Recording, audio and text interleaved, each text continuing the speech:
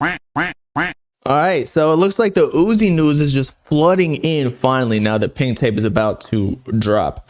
But finally, we've been talking about how Cardi dropped Opium and it's doing wonders for his career, and not even just his own solo career because it's keeping up the hype while his artists underneath him are continuing to drop music, and then he doesn't even have to do anything and his name continues to live on because everybody knows that he put them on. So just by association, like, people will still remain hyped for whatever project he releases, and then as they grow again, it'll just funnel into being his fans and vice versa, and so he gets royalties on their music as well, not only his.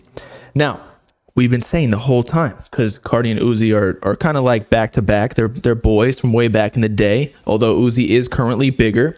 We'll see about that in the next couple of years, though, as we always discuss. But we've been saying, why hasn't Uzi, being the bigger artist, signed an artist in general, or signed anybody or started a label so that he could do the same thing that Cardi's doing, make money passively without doing anything, just his cosign and association, because I feel like his cosign does mean a lot.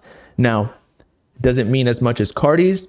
We shall see in the future. Uzi has given a lot more cosigns and features from or to like smaller artists and just more random artists than Cardi has.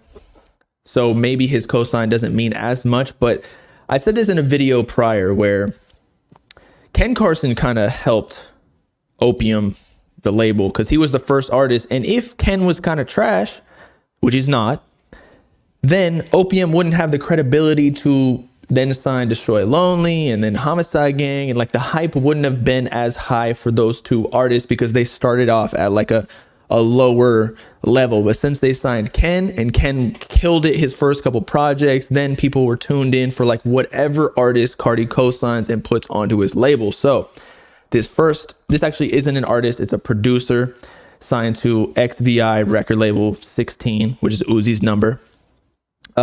So we're not to the artist level just yet, but if you sign his first producer, which Cardi did, I believe, first, he was talking about before a whole lot of red that he was signing a bunch of producers. I don't know who, I think like Gabe or maybe Starboy. I don't know who exactly is signed to him directly, because producers are like more low key than artists are, just because they're the ones that are, doing the beats. So they're just not the forefront of the brand necessarily.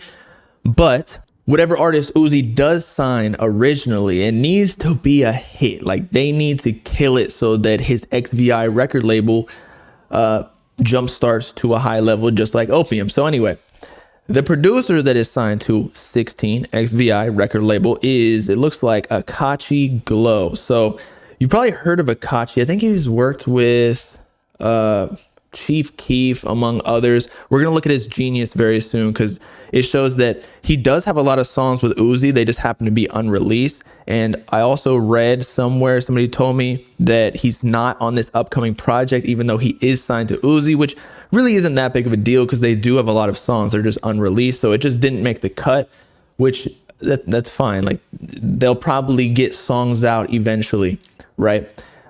So he said, watch this. I'm signed to Lil Uzi, XVI at Warner, have been for a while now, waited till now to tell y'all, gonna post about it when album drop. First person he ever signed. I'm from a small town in MA called Cape Cod, had no role model to look up to. Look how far you can go. Shit made me tear up, man. On God, I finally reflected on it.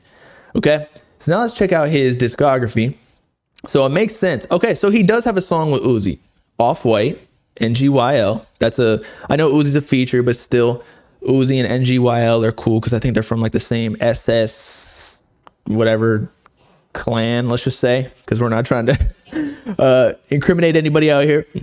But yeah, so that's an Uzi song right there. Let's see. And then he's got a lot of Chief Keef. I was gonna say Tokyo's Revenge he had a lot of songs with, but I wasn't sure if that was the same one, and I also didn't want to like draw the association because of what happened. But he's got songs with Yeet. So there's another one, 3G, and that's got Uzi on it too. So he's got multiple songs with Uzi, so it makes sense. Uzi's gotten him placement, so he's killing it out here. Who else? He used to be, again, like really close with Chief Keef, produced for him a lot. He's on DJ Khaled's, a lot of Chief Keef. But let me just put Uzi in the search bar and you'll see. He has like Demon Slayer, which is that more rock alternative song that a lot of people were looking out for. Demon Slayer. Y'all will probably recognize some of these other songs. Maybe not. Umbrella.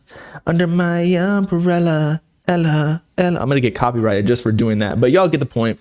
So first producer, first person he signed, allegedly. That's what Akachi just said. So hopefully he gets an artist under his belt. But again, don't rush it.